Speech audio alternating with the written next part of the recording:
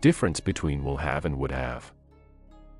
Will have and would have are both used to express future or hypothetical actions, but they are used in different contexts. Will have is used to talk about something that is expected to be completed in the future. It shows certainty and is often part of the future perfect tense. For example, by next week, I will have finished the project. This means the speaker is sure the project will be completed by a certain future time. On the other hand, would have is used for hypothetical or imagined situations, especially in the past that didn't actually happen. It is part of the third conditional and shows something that could have happened but didn't.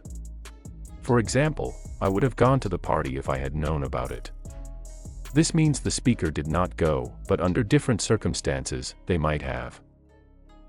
In short, will have is for definite future actions, while would have is for imaginary or unreal past actions. Thanks for watching. For more such informative videos, subscribe our channel and like the video. See you next time.